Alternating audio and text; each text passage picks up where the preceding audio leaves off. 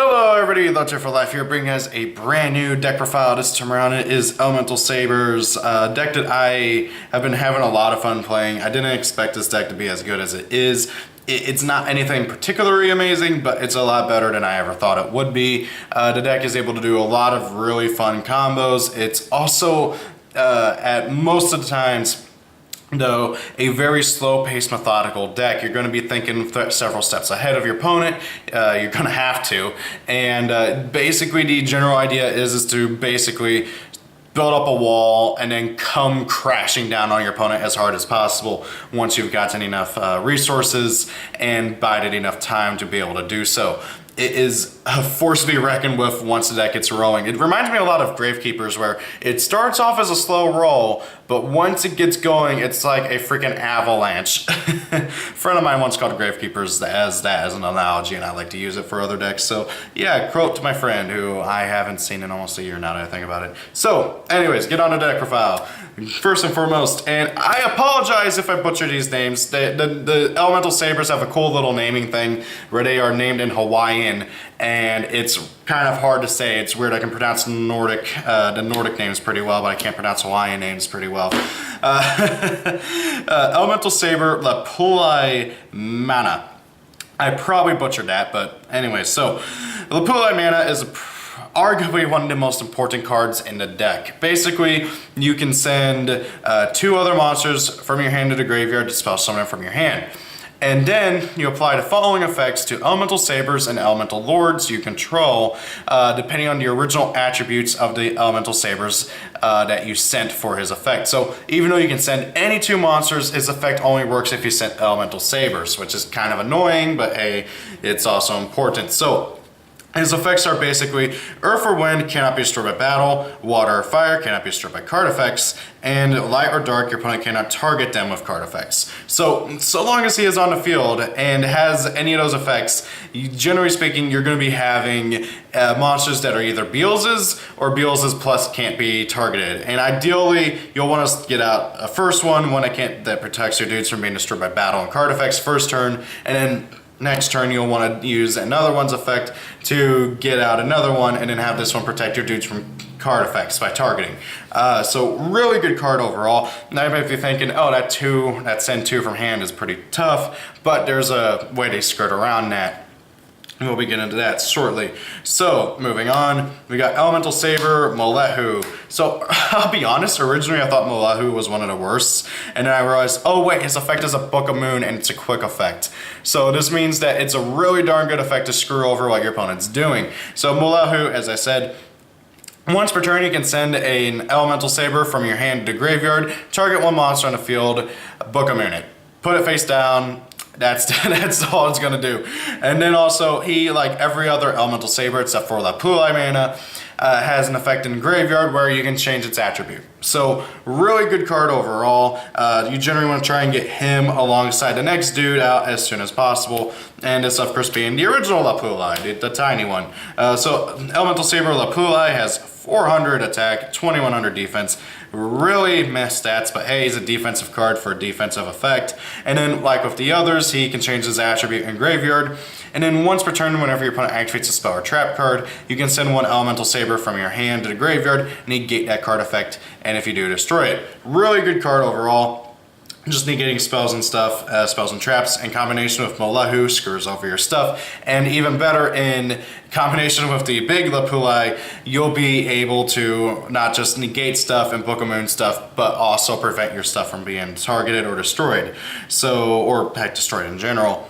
So really good card overall. Moving on, we got Makani. Makani, like with the others, can change her attribute in graveyard. And then also once per turn, you can send a Elementsaber from your hand to the graveyard, and then add another Elementsaber or an Elemental Lord from your deck to your hand.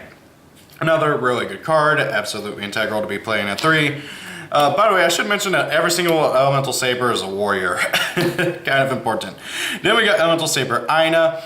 Aina is also able to change her attribute in graveyard, and then even more importantly, Aina, once per turn you can discard one Elementsaber to special summon an Elementsaber other than another copy of herself from your graveyard. Really good card overall. It's one of your big spammers.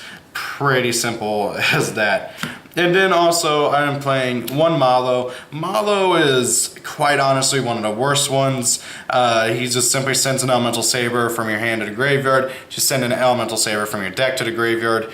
It's okay, it's not anything amazing. Yeah, sure, you get stuff in your graveyard and you want your stuff in the graveyard, but however, it doesn't do much for the deck other than just flooding your graveyard, which you want to do, but you also want to do it while accruing resources or stopping your opponent from doing stuff. So you only play one just so that they have another name and that you have a fire target for Lapulai mana. And then likewise, you want to play one Nalu for the same reason. Her effect is okay as well. Once per turn, you can discard an Elemental Saber to target one Elemental Saber or Elemental Lord in your graveyard, add it to your hand. Really good card as well, but however, she's just not as great. You're not making any pluses. Yeah, sure, you're getting stuff in the graveyard, and yeah, sure, you're getting your dudes back from the graveyard, but it's just not anything particularly amazing. I should also note that Ina can special summon an Elemental Lord from the graveyard, but it must first be properly summoned. And also, I don't think it says ignoring summoning conditions, does it? Oh, it does say that it has to be properly summoned. I remember the original Japanese card text ignored that. Like, it did not say that it has been properly summoned. So yeah, that's kind of important to make note of.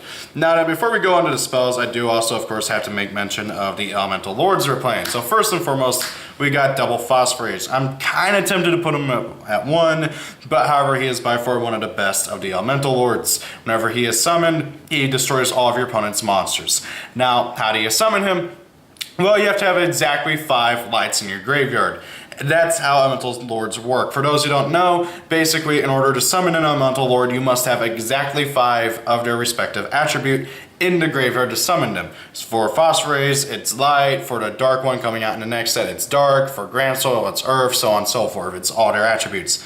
And then also the other big similarity between all the Elemental Lords is that if they die, you skip your next battle phase, which is somewhat annoying, but oh well. And then also all Elemental Lords have an effect shared with a banned card or a card that has been banned. For Phosphorase, it's Regeki, obviously. So not only is he just really good, but he's also a pretty big beat stick. Every single Elemental Lord is a level 8 with 2800 attack and 2200 defense. So overall, really great card and is definitely one of the better ones. But I'm tempted to put him at 1 just simply because this deck could really use the extra deck space, but I digress.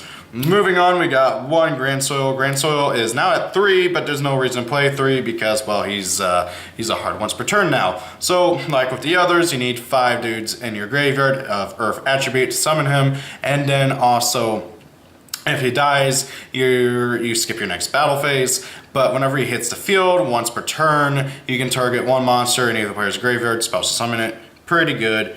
And then we also got 1 Moonlight Glacia, who, again, you need 5 waters to summon it, and then if it dies, you skip your next battle phase, and then whenever it's summoned, you can discard 2 random cards out of your opponent's hand.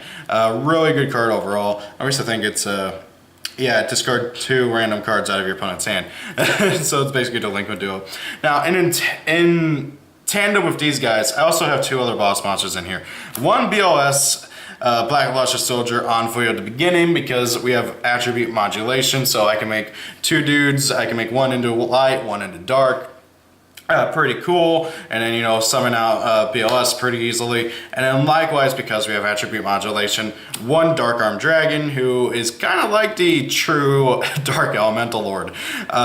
He's level 7, 2800 attack, 1000 defense. I don't think Dark Arm needs an introduction for most players, but just in case you don't remember or you don't know, Dark Arm needs exactly 3 darks in the graveyard to be able to be summoned, and then you can banish a dark monster in graveyard to destroy 1 card your opponent controls. That is not a once per turn, so if you have multiple darks in your graveyard, you can banish all 3 that you needed to summon him, get rid of stuff out of your opponent's field, or you can change all of your Elemental Sabers in graveyard to dark and just wipe out everything. It's really, really cool. He's very, very powerful, and he's still arguably one of the best generic boss monsters in the game. But however, he's fallen out of favor in recent years due to him just not being as good as he used to be. Fun fact though, Dark Armed back in his heyday was the most expensive card in the game and is one of the most expensive cards to ever hit that point, with I believe his high point being around $500. It might have been $300 though, I can't remember. Not this particular version though, I'm cheap, I don't have that kind of money. Moving on though, we have the heart and soul of this deck, and I know I've called other cards heart and souls of their decks, but this can't be more true than anything for this deck. Palace of the Elemental Lords. This card is absolutely integral for this deck to be able to function in any way, shape, or form. It's a field spell. Once per turn, you can add any elemental saber from your deck to your hand, but skip your next battle phase. All monsters you control gain attack and defense equal to the number of different attributes in your graveyard times 200. And then I already talked about the searching. And then here's the biggest part. Once per turn, if an elemental saber monster in your hand or field would send a card or cards from the field from the hand to the graveyard to activate an effect, you can send that many elemental sabers from your deck to the graveyard instead. So instead of like sending 2 cards from your hand to the graveyard for Lapula mana, you send 2 monsters from your deck to the graveyard instead. This card is absolutely integral for this deck to be able to function, and without it, the deck falls apart. Interesting thing to note is that both the searching and the once per turn dumping from deck instead of hand effects are once per turns, which means if you activate another copy of them, you'll be able to do another search and take advantage of sending another card from your deck to the graveyard. Really powerful card overall. Absolutely necessary at 3 of, likewise with terraforming. The day terraforming gets hit to 1 or anything lower than 3 is the day this deck dies, unless it gets an elemental saber that can search out the field spell, but that probably won't happen.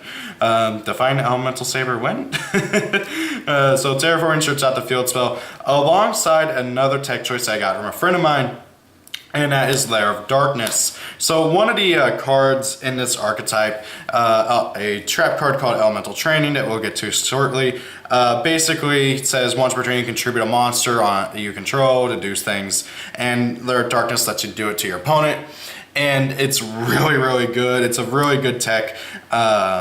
The only issue is that it conflicts with the main field spell. So you gotta be really smart about when you wanna do it and when you wanna go offense or defensive, so on and so forth, especially since the trap card that I was mentioning earlier protects your field spell. So really good card for as a tech choice, but I can understand why some people might wanna drop it for like an actually like some other trap or something like hand traps. I don't have money for hand traps, so yeah, not gonna bother with that. Moving on, we got double trade-in. I mean, most of our boss monsters are level 8, so trading them in, you may not want to do it ideally, but you can get them back with Nalu, so it's not the worst thing in the world. 1 Rhoda because everybody's freaking warrior, so kind of needed. And then that's the spells. Goes without saying. Moving on, here's the card I was mentioning earlier, Elemental Training. Pretty darn good card overall. Your opponent cannot target Palace of the Elemental Lords you control with card effects. Also, it cannot be destroyed by card effects. Once per turn, you contribute 1 monster, special summon 1 Elemental Saber from your deck with a different original attribute than that monster's. You can send this card from your field to the graveyard, discard your entire hand, and then add Elemental Lord monsters from your graveyard to your hand equal to the number of cards discarded. You mainly just want to use the first and second effect where, oh hey, you contribute a dude, and then also it protects your stuff. You don't really use the send it from field to grave to grab back Elemental Lords too much. That's what Nalu really is for. This card, if it didn't discard your entire hand and didn't get rid of it, I could understand it, using some sort of effect to get back your Elemental Lords, but yeah, I'm not a big fan of nagging myself so hard just simply to get back a boss monster or 2 that I can only summon 1 at a time, really, depending on how many Elemental Sabers I have in my graveyard. And then finally, I know I'm gonna get some flack for this, but I've been really liking this Cardist format, and that is good old Mirror Force, the retro original Mirror Force. Yeah, Storming Mirror Force is probably better, but I don't have as many copies of that as I thought I did. But so I've been rolling with the original. Not many people do anything to stop battle traps or protect or anything. A lot of people don't bother going after back row anymore, especially if you don't do anything with it and just let it sit there to think it's a bluff. Not many people worry about battle traps because no one's playing them. So a battle trap like Mirror Force like really does hit hard whenever your opponent tries to do something. This card has single-handedly won me so many games with this deck, just being able to just mirror force, blow out my opponent, go for game next turn. Very, very, very good card. And I think it's partly because of the mentality that Yu-Gi-Oh players have right now where, oh, battle traps are bad and that nobody's playing them or expecting them or anything. So when you do play one that's as devastating as like Mirror Force, people get screwed over hard and they don't expect it. Like, it's really, really interesting. I don't know what's up with this mindset in Yu-Gi-Oh players lately, but however, I'm taking advantage of it while it lasts. Mirror Force has won me games, I'm not gonna lie. Very, very helpful card in this deck too, because your dudes generally tend to have low attack and stuff, and so you generally want to try and protect your monsters as much as possible, and I'm not going to be playing something like Waboku in this deck, so Mirror Force it is. And then on to the extra deck. So I'm going to be completely and totally 100% honest. The extra deck is 95% irrelevant, okay? Elemental Sabers, they benefit best when you're not spamming extra monsters. You generally want to try and accrue advantage, you generally want to try and lock out your opponent's stuff with their own effects, you generally want to just try and get going. But once you do get everything that you want to where you want it, you can then start going into your spamming and everything.